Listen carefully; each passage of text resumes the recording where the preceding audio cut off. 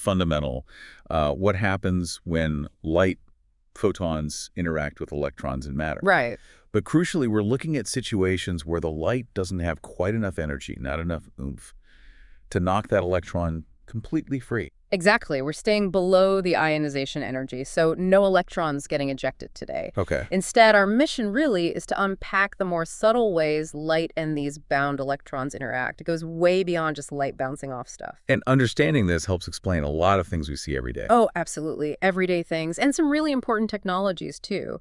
We're basing this on insights from a text that details these specific interactions. Great. So let's start with maybe the simplest case, elastic scattering or Rayleigh scattering. This is where a photon just bounces off. Seems almost too simple. Well, it sounds simple, but yeah, it's fundamental. You've got a low-energy photon coming in, Yep. and its energy doesn't match any specific energy jump the electron can make inside the atom. It's not the right price for an energy level transition, you could say. So the electron doesn't get excited. Not in terms of its energy level, no. The electron does respond to the photon's electromagnetic field. It oscillates, it jiggles a bit, very briefly. Yeah. But it doesn't absorb the photon's energy internally. It doesn't jump up a level. The whole atom might recoil just a tiny, tiny bit to conserve momentum. Right. But the electron stays put in its original state. And the photon It just presses racers. ricochets. Pretty much. It gets deflected, changes direction, but, and this is key, it keeps all its original energy, same frequency, same wavelength. You had an analogy, something about a ship and a wave. Ah, yeah. Think of a really big ship, like a huge container ship that's your atom and its electrons. Okay. A small wave hits it. The ship might bob a tiny bit, but it doesn't really change its state. And the wave just bounces off, still carrying its energy. Got it. That makes sense. So a low-energy photon gets deflected. But how does that explain the blue sky? That seems like a big leap. It does, but here's the crucial bit. How much Rayleigh scattering happens depends strongly on the wavelength of the light. Shorter wavelengths, like blue and violet light, scatter much, much more effectively off the tiny nitrogen and oxygen molecules in the air than longer wavelengths, like red light. Why is that? Is it like the wave size matching the particle size better? Kind of, yeah. The interaction efficiency peaks when the wavelength is sort of comparable, or at least not vastly larger than the scatterer. So sunlight comes in with all the colors. Or white light. And the blue light just gets scattered all over the place, sideways, backwards, forwards. The red light mostly keeps going straight. So when we look up anywhere but directly at the sun, You're seeing that scattered blue light coming at you from all directions. That's your blue sky. wow. Okay, that's pretty amazing. From a tiny bounce to the whole sky. Right, so what if the photon does have the right energy, the perfect amount for a jump? That's absorption, right? The electron swallows the photon. Exactly. That's absorption leading to excitation. If that incoming photon has an energy that precisely matches the difference between the electron's current level and a higher available level. Like hitting the exact price on a price tag. Perfect analogy. Right. The electron absorbs all of that photon's energy. And the photon, It just ceases to exist. in that form, yes, its energy is completely transferred to the electron, giving it the boost needed to jump up to that higher energy level. We call that an excited state. But excited states aren't stable, are they? Things prefer lower energy. Absolutely right. It's like balancing a ball on a step halfway up a staircase. It's not going to stay there for long. It's unstable. So it even falls back down. It spontaneously drops back down to a lower energy level, often the original one, the ground state. And when it falls, it has to get rid of that extra energy it absorbed. Precisely. It does that by emitting a new photon. Oh, okay. Emission. And the energy of this new emitted photon is exactly equal to the energy difference between the higher excited state and the lower state the electron dropped to. So if it drops right back down to where it started, The emitted photon has the exact same energy as the photon that was originally absorbed. but it could drop down in stages, like smaller steps. It could, yes. It might cascade down through intermediate energy levels, emitting multiple photons along the way, each with less energy than the one absorbed initially. So you could absorb, say, ultraviolet light and emit visible light, or absorb blue and emit red. Exactly. That happens all the time. It's the basis for fluorescence and phosphorescence. And this whole absorption-emission process is fundamental to spectroscopy. Spectroscopy, like analyzing materials. Yep. Shine white light through a gas, and atoms absorb specific colors, leaving dark lines in the spectrum. That's an absorption spectrum. Heat up a gas, and the excited atoms emit light only at specific colors as electrons drop down, creating bright lines in emission spectrum. So each element has its own barcode of light. That's a great way to think of it, a unique fingerprint. It's how we know what stars are made of, and like you mentioned earlier, controlling this absorption and emission is how lasers work. Incredible. Okay, so we've had bouncing off elastic and being swallowed whole absorption emission. What if it's in between? You called it inelastic scattering. The photon gives the electron a nudge. That's a good description, yeah. In inelastic scattering, the photon interacts with the electron, or the molecule it's part of, and transfers some, but not all, of its energy. So the scattered photon comes out with a different energy, a different color. Exactly. Usually lower energy, but not always. And there are a couple of key types we should touch on. Even in this below ionization regime, there's this sort of modified Compton scattering and then Raman scattering. Compton. Isn't that usually high energy? X-rays hitting electrons. Typically, yes. In the classic sense, it's a high-energy photon knocking an electron loose, or nearly loose. But the underlying principle of a photon transferring some momentum and energy to an electron can still apply subtly here.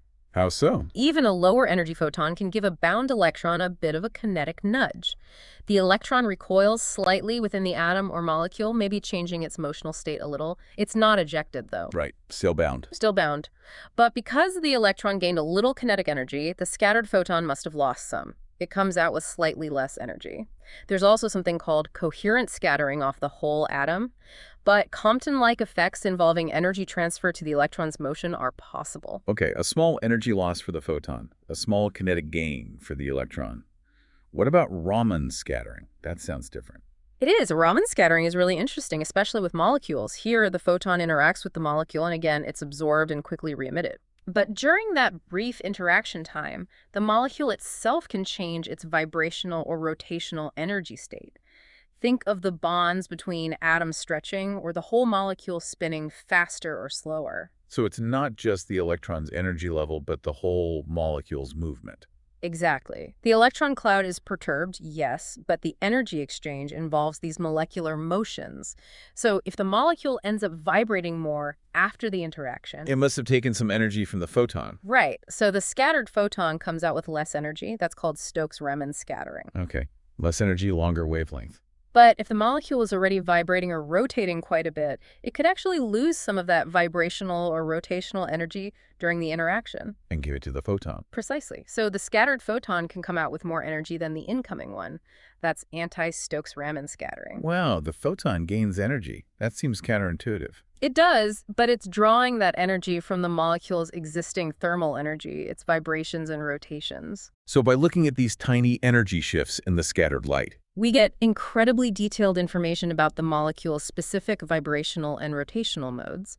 It's another type of fingerprint, but this one tells us about the molecule's structure and bonding. Raman spectroscopy is a super powerful tool in chemistry and material science. Amazing. Okay, we've covered bouncing, absorbing, and nudging with energy exchange. What's left? What if nothing happens? That's definitely an option. Transparency. The ghost photon scenario. Haha, yeah.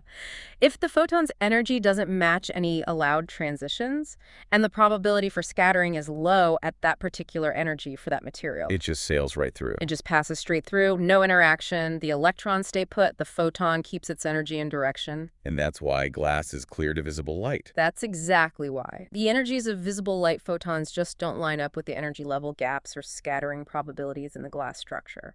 But glass isn't transparent to all light, right? It absorbs UV quite strongly. Ah, right. So transparency depends on the material and the light's energy. Absolutely. It's always about the specific interaction possibilities. Okay, this is a fantastic overview. Before we wrap up, any quick, important footnotes we should add? Well, 2 or 3 things. 1, remember, this is all quantum mechanics, so it's probabilistic. We talk about what can happen. But for any single photon, it's a game of chance which path it takes: scatter, absorb, transmit. Right. Probabilities, not certainties. 2, those energy levels we talked about aren't infinitely sharp lines. They have a tiny bit of width or fuzziness. So A photon doesn't need to have exactly the perfect energy for absorption, just very, very close. Close enough can sometimes work. A bit of wiggle room. A tiny bit. And third, we've been mostly talking about one photon at a time. But if you have really intense light, like from a powerful laser, an electron can potentially absorb 2 or more photons at almost the same time. The combined energy can then cause jumps or even ionization that a single photon couldn't achieve on its own. That's multi-photon absorption. Fascinating. Opens up even more possibilities. Okay, so let's quickly recap this deep dive.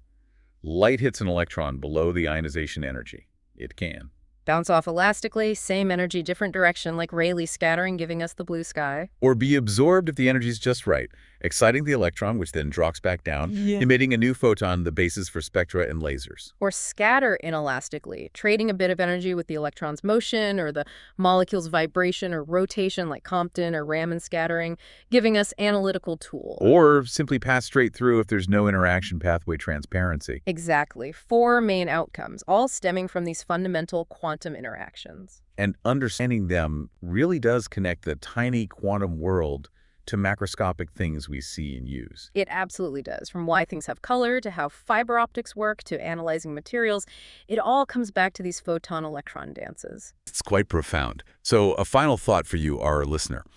As you look around, think about the light interacting with everything you see. How are these subtle subatomic processes bouncing, absorbing, netting, passing through, combining constantly to create the rich visual tapestry of our world? What other everyday things might be governed by these surprisingly intricate rules of light and matter? Thanks for joining us on the Deep Dive.